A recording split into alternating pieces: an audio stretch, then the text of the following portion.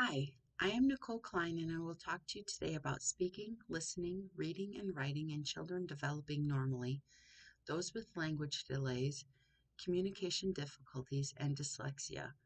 I will also provide some tips for developing listening and speaking skills for all children.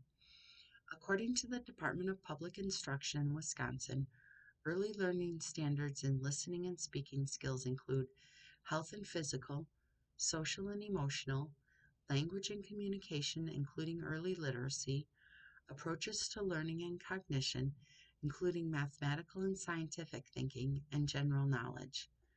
Typically, children start to show they are listening by looking at the speaker, starting to make eye contact, and responding in babbling and gestures, then words, and finally sentences. In babies, crying becomes differentiated at a young age. This is their first attempt at communication. Speaking typically starts with cooing, babbling, and gestures.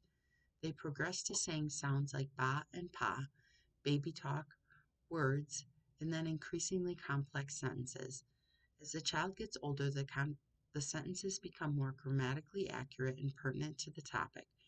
Children learn to take turns, read conversational clues, and carry on longer conversations with more conversational turn taking.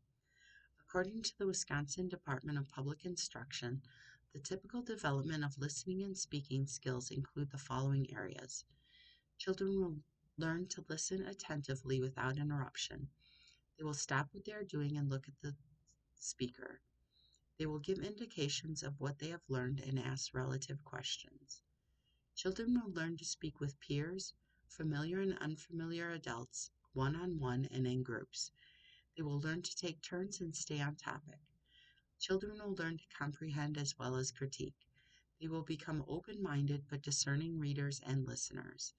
They will work to understand precisely what a speaker is saying, but they will also question a speaker's assumptions and premises and assess the claims and soundness of reasoning. They will then start to demonstrate independence and comprehension, discerning a speaker's key concepts, confirming they understand, arguing effectively, requesting clarification, and asking relevant questions. They will continually develop vocabulary that becomes more advanced. They will learn to use references, both print and digital, peers, and teachers to assist them. Language delays affect listening and speaking skills. According to Shared 2021, they have trouble with extracting and interpreting meaning from the words they hear and read. Commonly, children know exactly what they'd like to say, but struggle to inform intelligible phrases or sentences through verbal communication. Children with speech disorders are often difficult to understand. Examples can include stuttering and fluency, in which a child prolongs or repeats certain sounds and words, or experiences sudden stoppages to their speech. Also, they may have an articulation disorder where they have trouble producing certain sounds. Children with receptive language delay may have trouble understanding the meaning of words they hear and read and may have difficulty following instructions and questions. This can impact their ability to listen attentively and may make it difficult for them to comprehend new lessons or concepts. If the child experiences any language delay in the areas of listening and speaking, they will most certainly experience difficulties in more complex areas of language, such as reading, writing, and spelling. Disorders of articulation or speech sound disorders are common in children with language delays. Children with these disorders may be at risk for reading difficulties because they have poor auditory, phonological, and verbal memory skills. Writing is impacted as well. They may have relative difficulty with grammar, organization, cohesion, and length of written output. Spelling requires the ability to segment words into phonemes, which they may have difficulties with. To foster listening and speaking skills, it is important to model them. Stop what you are doing, look into the child's eyes, acknowledge what they are saying, and ask pertinent questions.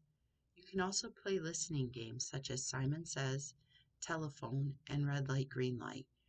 Reading to children frequently from a wide variety of books and topics is also important. You should also model being well spoken, including appropriate pauses, pace, correct intonation, and appropriate volume.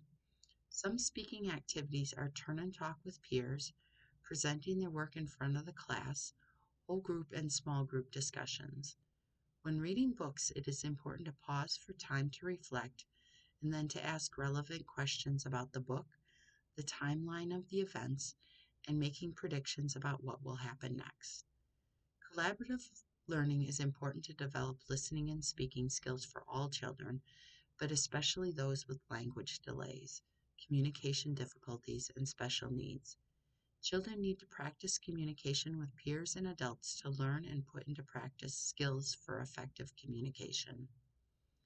According to Johnston, 2019, for children with dyslexia, the most effective teachers use methods that support an explicit, systematic, cumulative, and multisensory approach that integrates listening, speaking, reading, and writing. They go on to say that a multisensory approach integrates visual, auditory, tactile, and kinesthetic learning elements that activate different parts of the brain and benefit all students, especially students with dyslexia. I hope you have learned some things from my talk about listening and speaking in children. I hope this inspires you to do more research on the topic. Thank you.